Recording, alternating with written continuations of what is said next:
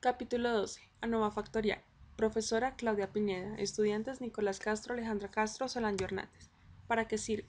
Sirve para comparar las medias que se obtienen de la valoración de más de dos grupos. En la ANOVA, observar los efectos de más de una variable independiente y cómo estas variables interactúan entre sí.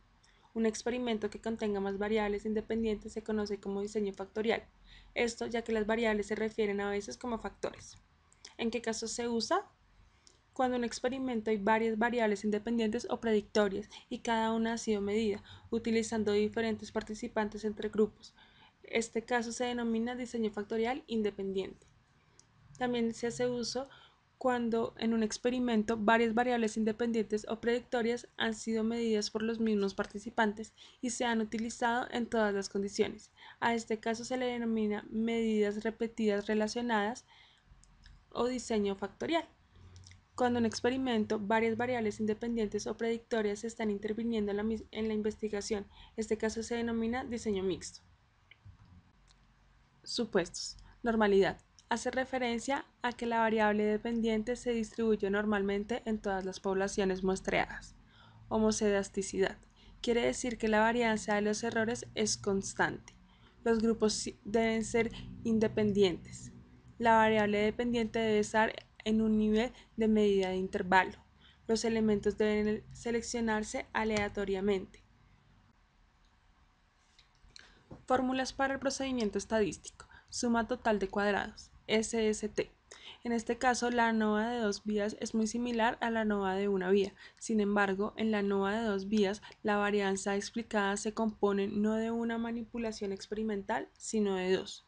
Para saber la cantidad total de la variación dentro de nuestros datos, calculamos la diferencia entre cada punto de datos observados y la gran media.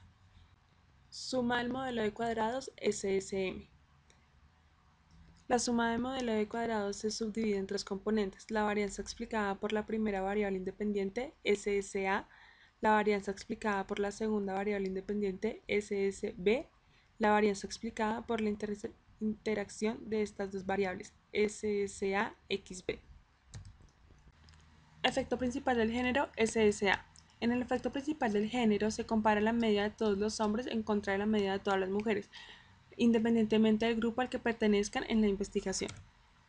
Principal efecto de la segunda variable, SSB. Para cualquiera de la varianza explicada por la segunda variable independiente, se compara la media de la primera variable independiente con la segunda media de la variable independiente, con independencia de que los puntajes de cada variable sea cada uno por aparte. Efecto de interacción SSA-XB. Esta etapa final consiste en calcular la cantidad de varianza. Se explica por la interacción de dos variables. La forma más sencilla de hacerlo es recordar que el MSE tiene tres componentes: SSA, SSB y SSA-XB. Por lo tanto, dado que sabemos que la SSA y SSB, podemos calcular el término de interacción mediante la resta. Suma residual de cuadrados, SSR. Representa las diferencias individuales en el rendimiento o la varianza que no pueden explicarse por factores que fueron manipuladas de forma sistemática. Se calcula de la misma manera que para el ANOVA de una vía. F ratio. Cada efecto de la ANOVA factorial, los efectos principales y las interacciones tienen su propia razón o relación F. Para el cálculo de estos primeros se debe calcular la media de cuadrados para cada efecto, tomando la suma de los cuadrados y dividiéndolos por los respectivos grados de libertad.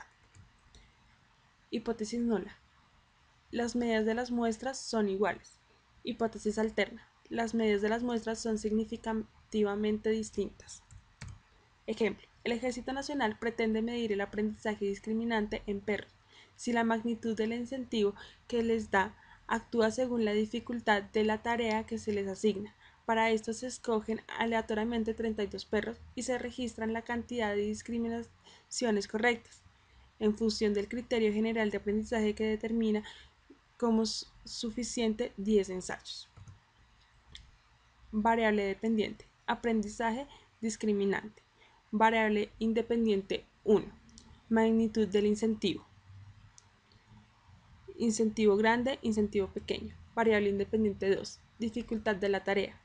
Compleja, simple. Se asignan 8 sujetos por cada combinación de tratamiento a casilla, de forma totalmente aleatoria. como se puede observar en la pantalla. Hipótesis. El incentivo grande o pequeño no tiene interacción con el aprendizaje discriminatorio en los perros. La tarea compleja o simple no tiene interacción con el aprendizaje discriminativo en los perros. El incentivo grande o pequeño y la tarea compleja o simple no tiene interacción con el aprendizaje discriminativo en perros. Hipótesis alterna. El incentivo grande o pequeño interactúa con el aprendizaje discriminativo en los perros. La tarea compleja o simple interactúa con el aprendizaje discriminativo en los perros. El incentivo grande o pequeño y la tarea compleja o simple interactúan con el aprendizaje discriminativo en los perros. Paso a paso. Inicialmente se escriben los nombres de las dos variables independientes y luego la dependiente. Luego, en la columna de valores se da clic en cada variable independiente y se ponen los valores de los respectivos niveles de las variables. Para el incentivo pequeño quedó con un valor de 1 y para un incentivo grande con un valor de 2. Se le da añadir y aceptar. Se continúa con la siguiente variable, que es dificultad de la tarea, con sus niveles como tarea simple número 1 y tarea compleja número 2. Igual que el anterior, se da añadir cada valor y aceptar al finalizar. A la variable dependiente no se le asigna valor. Hay que tener eso claro. Se ponen los datos respectivos en la siguiente hoja. Una vez hecho esto, procedemos a dar clic en analizar modelo lineal general e invariante. Allí vamos a ponerle variable dependiente en el lugar donde dice variable dependiente y las variables independientes donde dice factores lineales. Ahora en la parte derecha del cuadro seleccionamos gráfico.